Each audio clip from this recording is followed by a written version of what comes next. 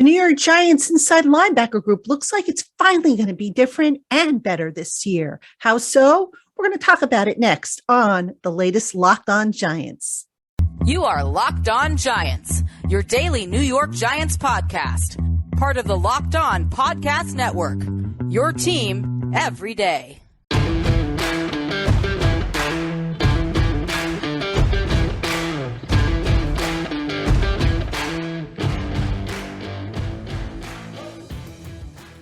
Hello, New York Giant fans, and welcome to another edition of the Locked On Giants podcast, part of the Locked On Podcast family, your team every day. I'm Patricia Traina, and we are getting you ready for New York Giants training camp. We are taking a look at each individual position unit on the New York Giants ahead of their report date, which is next Tuesday, the 26th.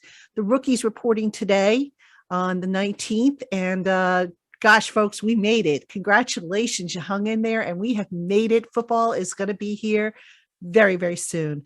And I've been getting more and more excited each day as we get closer. So here we are. The rookies are in. Now, there won't be a whole lot to talk about, I don't think, for the coming week because we don't have access. But sure enough, there will be football to talk about. So meanwhile, we'll get you ready for training camp. Today, we're going to talk about the Giants inside linebacker group. And this is a very interesting group in that it actually underwent a bit of a change in the offseason. And it was a long overdue change, in my opinion. So we're going to talk a little bit about that. We're going to talk a little bit about, actually, first, what we'll do is we'll kind of give you a little rewind. Then we'll talk about the change. And then we'll wrap up with a few questions, as always, as we get ready for training camp, what we're going to look for and, the things we need to kind of pay attention to. So that is today's show. Again, thank you so much for making us your first listen of the day, or if watching on YouTube, your first watch of the day. Let's get into it. All right. Giants inside linebacker group.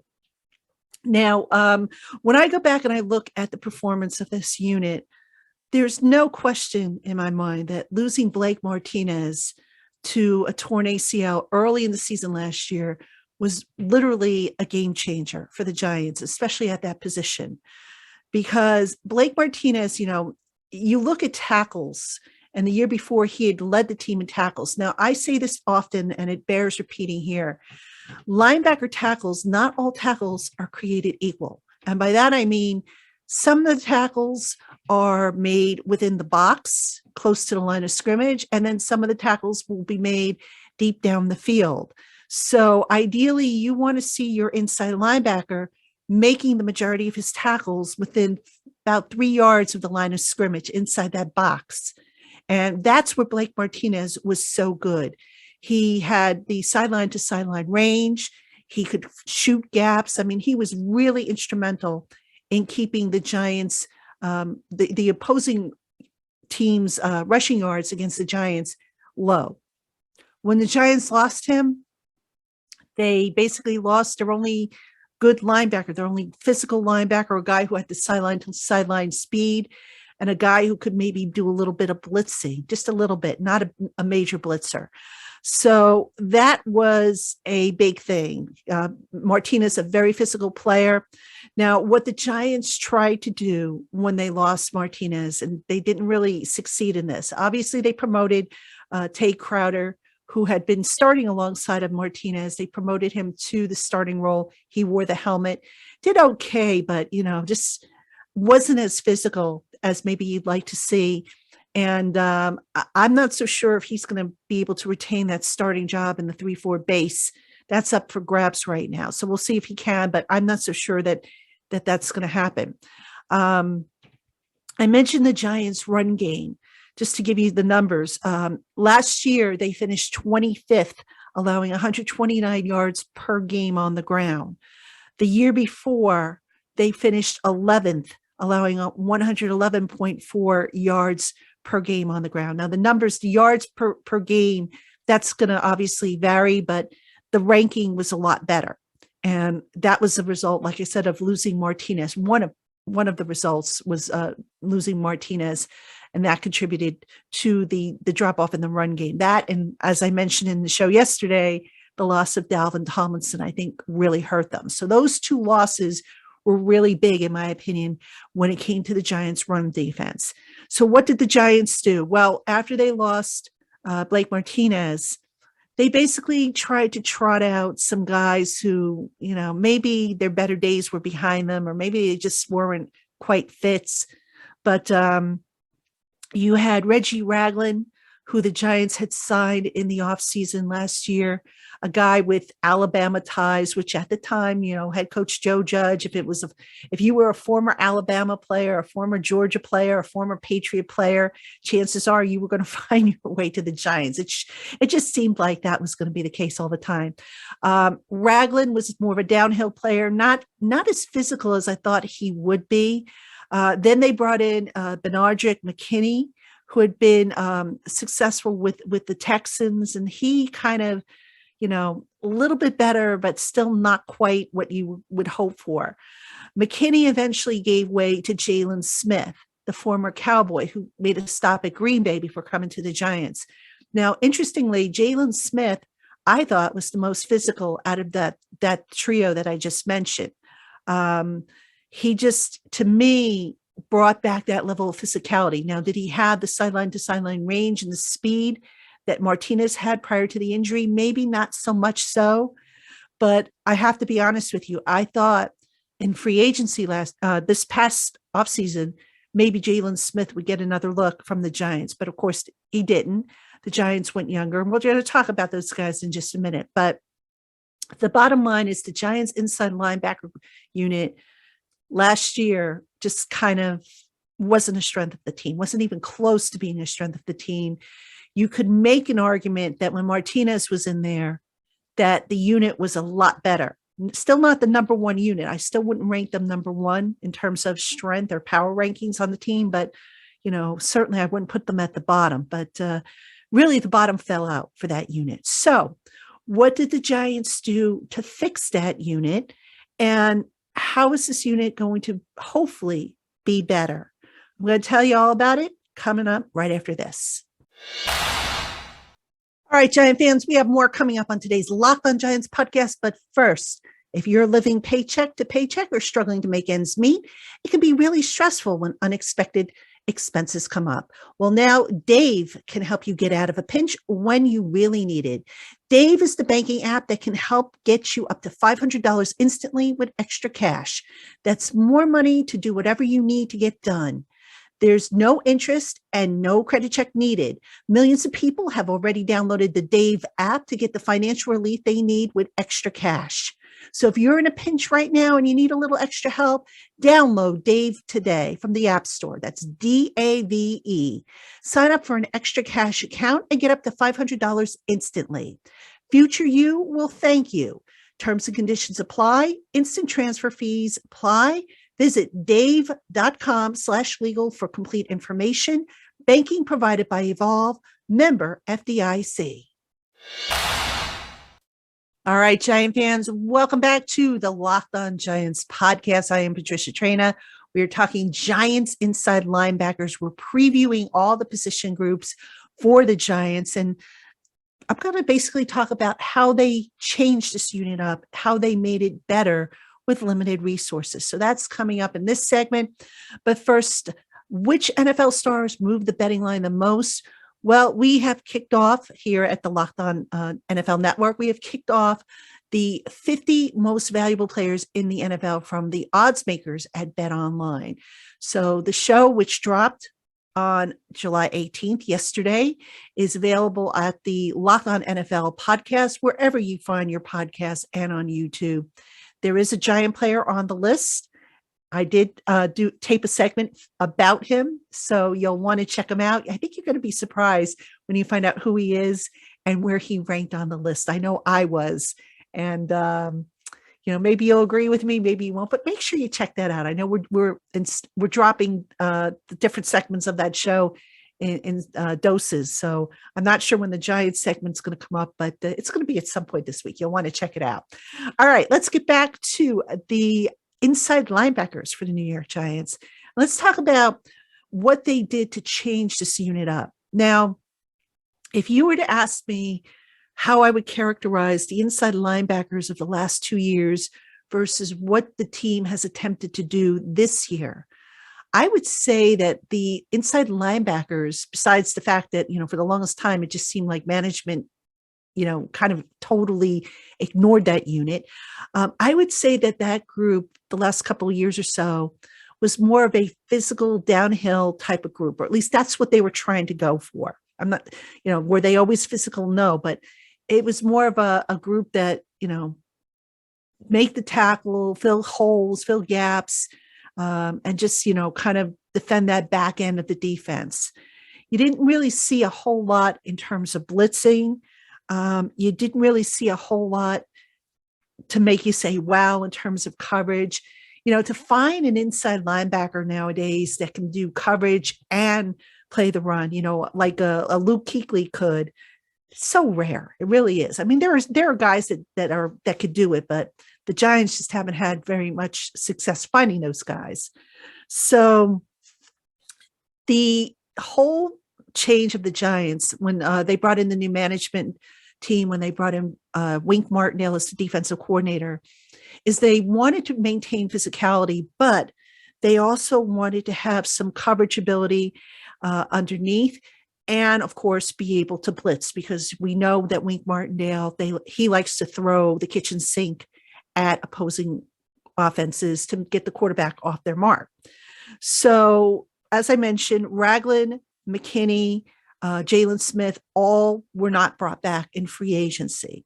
These are guys that, again, when they came in, the word on them was they were the physical thumpers. We didn't always see it, but that was the word on them.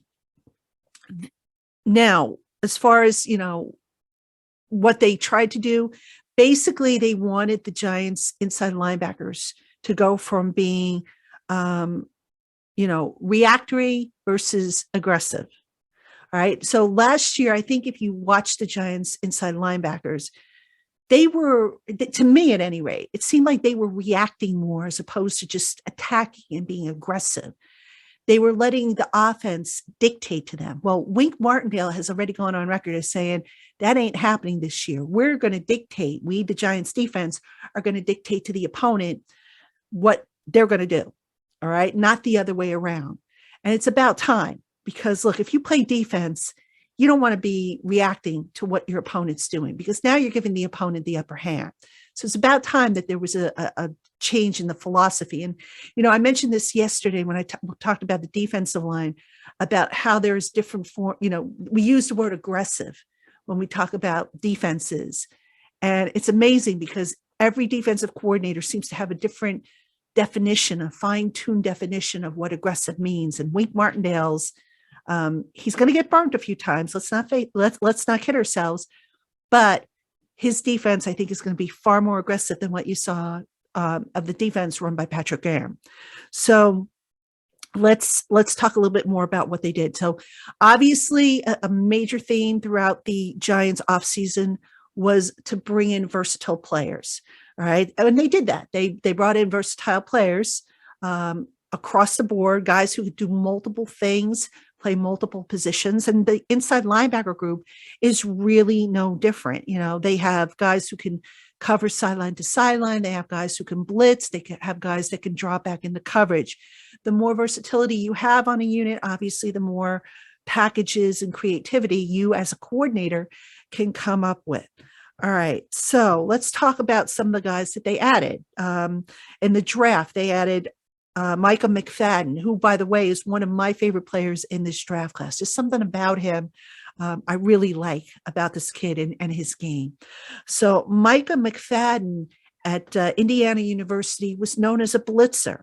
He had the third highest blitz rate of his draft class. I think he blitzed something like 33%. And he also had the third highest pressure rate in college. All right. So this is a kid who is going to get after the quarterback, who has a knack of finding a way of shooting those gaps, penetrating, and moving a quarterback off the mark. So that he's going to fit in beautifully with what Wink Martindale wants to do. He has, he's just, he's a smart guy. Matter of fact, I could see potentially Mcfadden taking over that Blake Martinez role. Blake Martinez is still the brains of the defense. He's still the quote unquote quarterback, the guy who's going to probably have the helmet, the radio in his helmet when he's on the field, who's going to call the plays. I could see Micah Mcfadden eventually taking that role in time. Martinez is signed through this year, and then his contract voids. So you could kind of tell that that's the direction they're going in. They're going to move away from the veterans and move more towards the young guys to get things done. All right. Micah Mcfadden is also, like I said, an inside linebacker who can rush the quarterback. And it's just, I can't remember really the Giants having a guy who could do that on a consistent basis. And by the way, I checked, and unless I'm missing someone, I don't think the Giants added an inside linebacker as an undrafted free agent. I think they pretty much rolled with what they had after the draft, which kind of speaks to, I think, hopefully what they believe they have in these inside linebackers. But let's continue talking about the talent they added. And we've got to talk about Darian Beavers, who was added on day 3. Darian Beavers is a former wide receiver and safety, played those two positions in high school. And you can see a little bit of that safety in his game, and that he has instincts, that he gets a good jump on the ball. He's a guy that can probably function for you in zone coverage. I would say if you had to, pick a main characteristic of his game, he's a thumper, kind of like a compliment to Micah Mcfadden.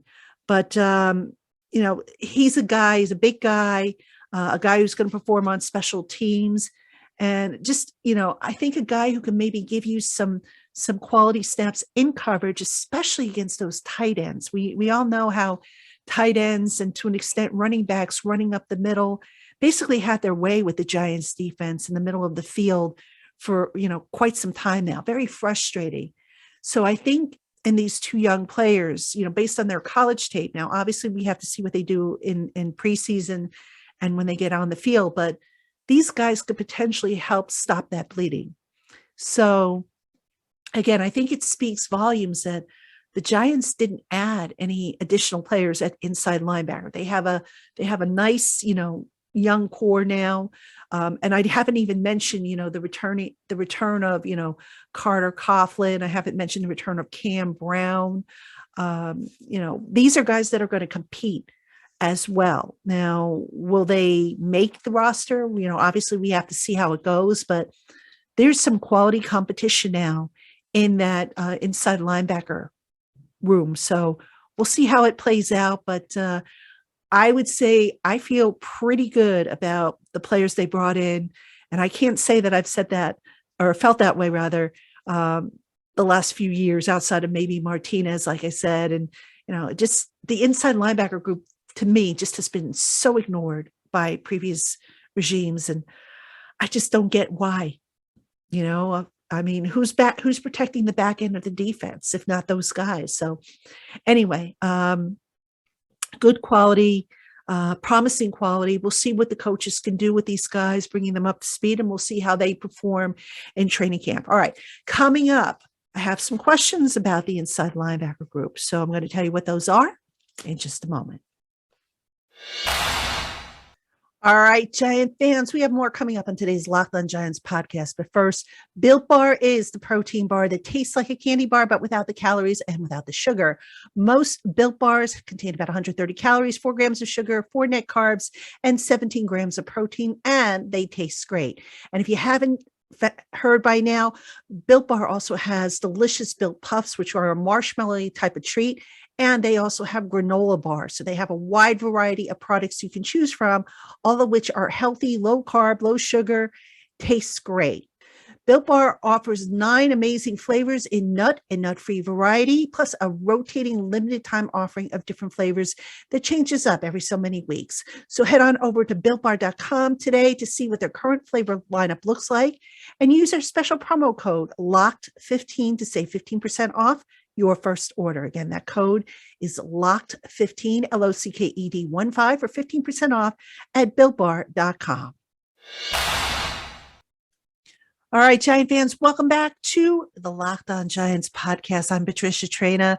We are back 5 days a week right now, starting this week, going all the way through to, I guess, next June. So next June is when we next go to our summer schedule. Boy, summer went by really quick, but I'm glad because I'm really, really itching to get out there to training camp, to start covering the team. And there's just such a renewed sense of energy, a renewed buzz in the building, something that we haven't really felt. And I was thinking the other day, did we feel it with Joe Judge? Did we feel it, with any of the other new coaching hires post Tom Coughlin? Certainly not like this. Now, maybe it's because, new GM, new head coach combination coming from the outside. Maybe that's what's doing it. But whatever it is, I'm excited. And let's hope that this Giants team actually starts to take steps in the right direction, because it has been too long since this team has been relevant. So, all right, we are talking inside linebackers today. And I have a few questions, things that I'm going to kind of mention out loud regarding this unit. Number one, I think we have to put this at the top of the list. Is Blake Martinez fully healed? Now, he has made good progress from what I understand. Didn't work during the spring, which he doesn't need to. Obviously he's a veteran, and obviously, why rush him back? I don't think Martinez is going to be one of the guys that starts training camp on PUP. I do think he's going to be limited in the beginning. That being said, they do say, they being, the general consensus, medical professionals, whatever, that it can take up to 2 years for somebody to fully recover from a torn ACL. Martinez, when he takes the field for training camp, will be just under a year removed from his surgery. So will he have that sideline to sideline range? Will he have that quick get off to shoot gaps the way he did? That's a big question mark. All right. So fingers crossed, because like I said, Blake Martinez is a solid player. He's a smart player. He's very well respected. He was a defensive co-captain. You want him on the field, basically. So we'll see if he is back. Now, speaking of Blake Martinez, Martinez has been a guy in the past for the Giants that has been on the field for just about every snap. Will he have that continued workload in 2022 in this defense? I'm starting to wonder about that. And it's not because he's a bad player or, because of the knee.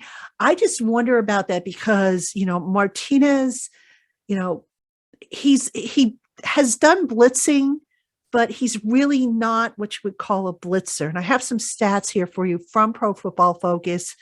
In 2020, he played 79 pass rush snaps, blitzed 43 times, and was able to generate 1 quarterback hit and 3 knockdowns. Not really, eye-popping statistics by any stretch of the imagination. So with that said, again, Wink Martindale has promised an aggressive attack style defense. There will be a role for Blake Martinez in this defense. I believe that. But will there be an every down role for him in the defense? That I'm not so sure on. Now, what's interesting is if he doesn't play as many snaps as he has in the past, who's going to get that helmet? Who's going to get the radio in the helmet? All right. Will it be, I don't know. Will it be one of the rookies? Will it be Xavier McKinney? I mean, I don't know who's going to get the helmet, but this is all stuff that they have to work out as they go through training camp. All right. I mentioned the changing complexion of the inside linebackers. And I think the way we could best sum this up is they're going from being reactive to proactive, attack. You'll see looks in which the linebackers, mill around the line of scrimmage, the amoeba look. You will see situations where, good luck guessing who's coming, who's dropping into coverage, who's going to stay at home. Just a lot of trickery. You'll even see probably some more blitzes, more stunts, just a lot of creative stuff. And, I think those of you who are going to go to training camp to see some of the practices, pay close attention to some of the defensive personnel alignments that the Giants are going to work on. We saw some really, really creative stuff in the springtime. And I don't know how much of that they're going to keep in the playbook moving forward, but all I know is I was like, wow, this is really creative. And this is going to fool, I think it has the potential to fool a lot of people with how they are lining guys up. And also, more importantly, optimize the talent that they have. So as always, the key with these inside linebackers and any position group, really, keep them healthy, keep them on the field, and just let them play to their strengths. And I think, the healthy issue, that remains to be seen. We know the Giants' injury history is not very good, but I do think that Martindale and his assistant coaches have figured out how to play these guys to their strengths. And I'm just looking for a more improved inside linebacker unit from this team, a unit that eventually can be, if you're ranking the strengths of the unit, I would say could probably rank in the top half of the of the power rankings, if you will, for the Giants position group. So we'll find out soon enough. Again, I can't wait. So that is going to do it for us here on the LockedOn Giants podcast. As always, thank you for making us your first listen of the day, or watching on YouTube your first watch of the day. We have three or four more position groups we have to do. I think we have outside linebacker, safety, cornerback, special teams. Yeah, it's three. I'm not really going to do special teams because we kind of know what they've got there. So we've got three more. We'll have for you any news that comes out of the start of training camp with the rookies having reported. So much more coming up on the LockedOn Giants podcast as we dive into the return of football. So until tomorrow, everybody, thank you so much for tuning in, and we will catch you again tomorrow.